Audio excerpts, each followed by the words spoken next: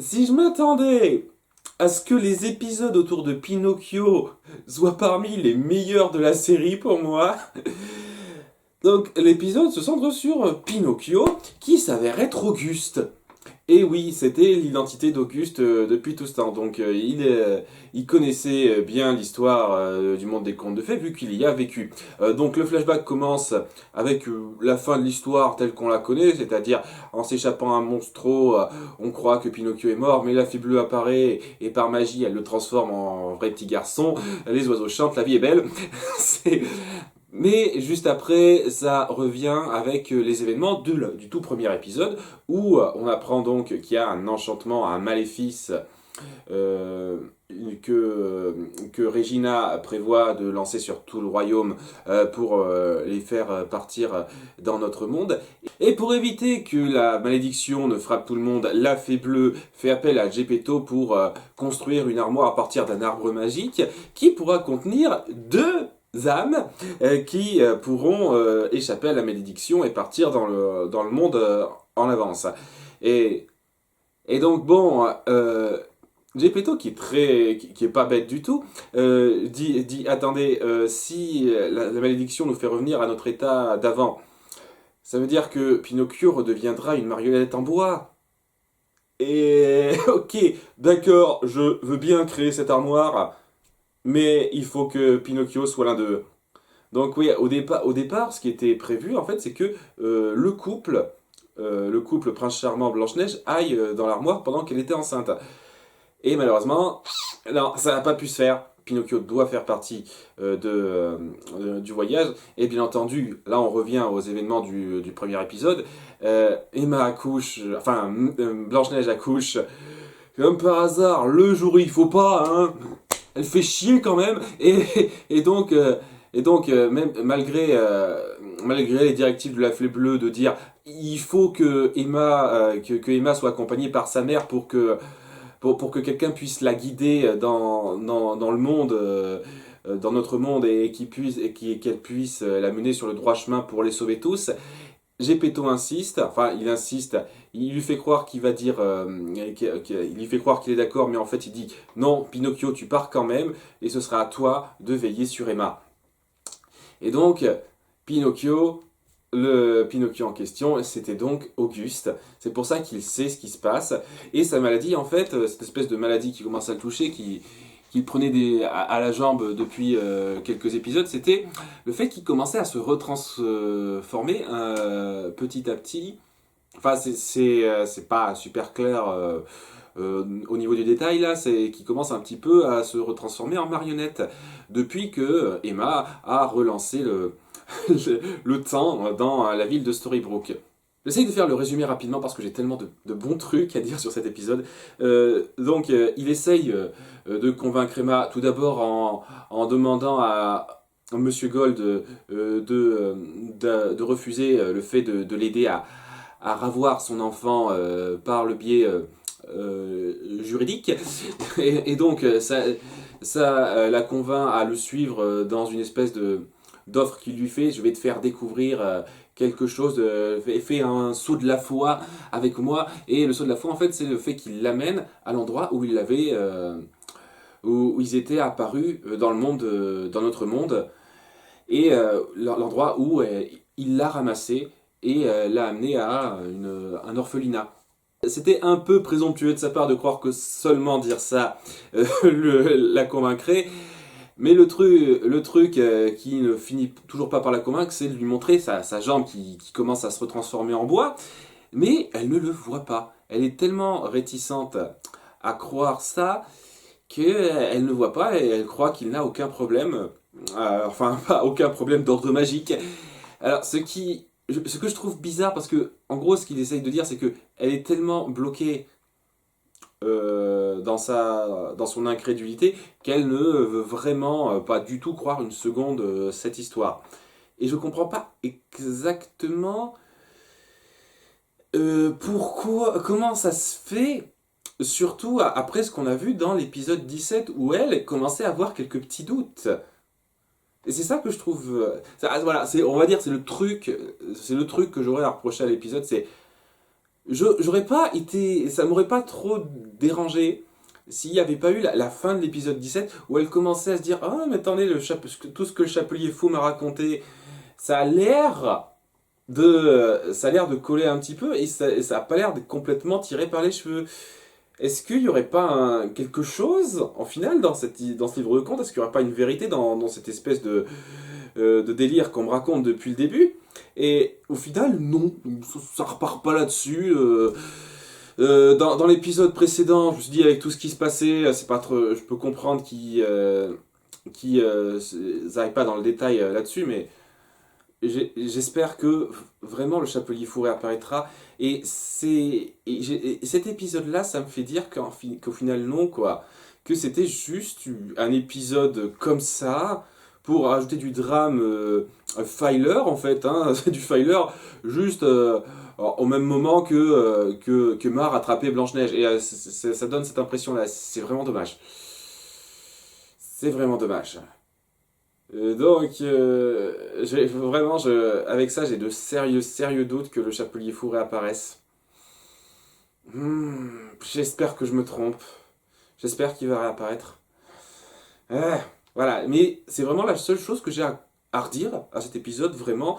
Tout le reste, ça m'a plutôt plu. Je veux dire, si vraiment je sors l'épisode 17 de ma tête, je me dis, ok, toute cette histoire avec le chapelier fou, on s'en fiche, au final, je me dis, ok, cette scène est pas mal, hein.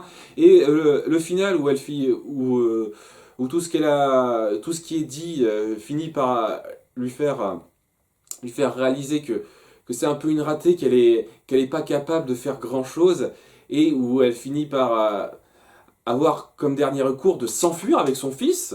Vraiment, quoi, il lui dit allez, viens dans ma voiture, c'est bon, quitte Storybrooke, tu vas vivre avec moi. Comme ça, donc c'est-à-dire une décision encore plus irréfléchie que celle de Marie-Margaret à la fin de l'épisode 16. C'est assez tendu. Je me demande comment ça va se passer. Est-ce que Henry va arriver à lui faire entendre raison? J'ai bien aimé ça. Et c'est d'autant plus touchant cet épisode parce que au final, tout ce qu'a voulu faire Henry depuis le début, bah, ça a complètement raté. Son espèce de maladie, le fait qu'il retourne lentement au statut de Pinocchio, la marionnette, je, c'est très tragique et c'est complètement c'est complètement amplifié par le fait que malgré les efforts qu'il essaye de faire, ben, Emma n'y croit pas. Elle n'y croit pas et donc tous ses efforts sont ruinés, n'ont servi à rien.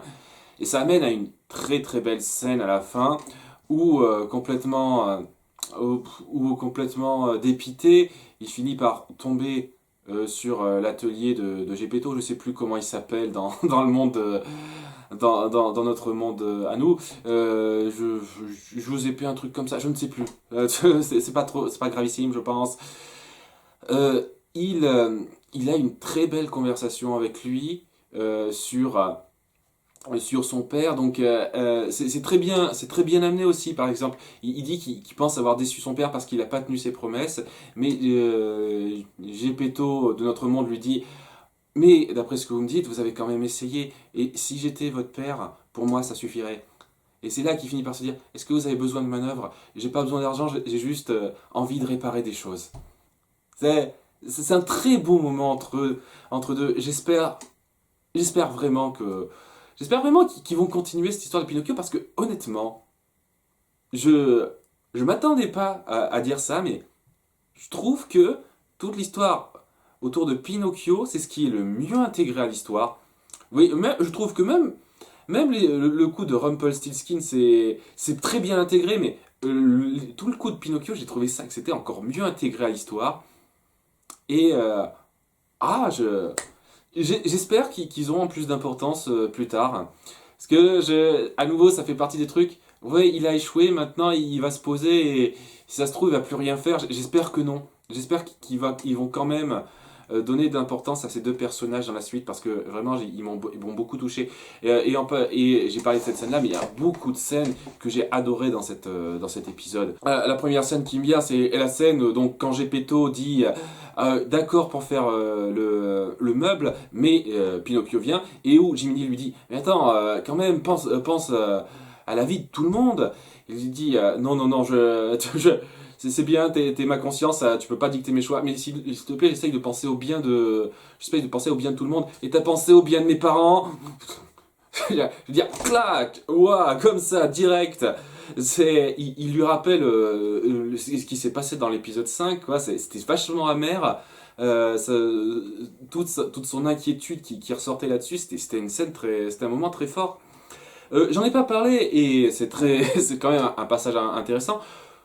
On sent vraiment que depuis quelque temps, Regina est mise sur le banc de touche et qu'elle perd pied. Et donc il y a une scène, donc où elle discute avec Marie, où elle lui dit Cash, voilà, vous devez vraiment, je vous plains vraiment, vous dont le seul bonheur c'est de procurer le malheur des autres. Ça doit vous procurer plus de vide au cœur. Je ne vous en veux pas quoi de faire ça parce que j'ai vraiment pitié de vous en gros. C'est un moment très fort.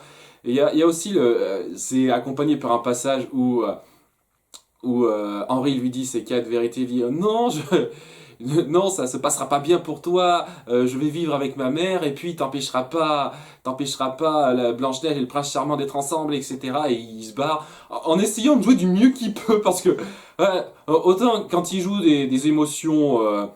Des émotions pas trop perchées, il arrive à s'en sortir. La colère, je trouve que l'acteur enfant, la colère, c'était un peu trop restreint. C'était limite mignon, quoi. Cette espèce d'enfant qui essayait de jouer la colère. Je me moque parce que voilà, ça ajoutait un côté un peu drôle au côté un peu dramatique de la chose, c'est-à-dire le fait que Regina perd pied complètement. Je veux dire. Elle perd complètement le contrôle sur son enfant, sachant qu'elle l'a jamais réellement eu, donc c'est pas. Mais vraiment, là, tout le monde lui dit ses quatre vérités. Et en fait, ce qu'elle essaye de faire pour rattraper ça, c'est d'essayer de manipuler David pour qu'elle soit avec elle. Pour qu'il soit avec elle. Et donc elle fait le coup de la panne. Donc pile poil là où il est pour qu'il l'aide, qu'il lui vienne en aide, elle invente tout un prétexte comme quoi elle est seule dans sa maison et pour l'inviter à dîner. Et après tout ça, elle essaye de se lier avec lui en essayant de se donner le beau rôle dans le moment où elle l'a retrouvé parce que c'est dans notre réalité, l'histoire c'est que elle l'aurait retrouvé perdu quelque part et elle l'a amené au docteur et c'est là qu'il a été dans le coma pendant un long moment. C'est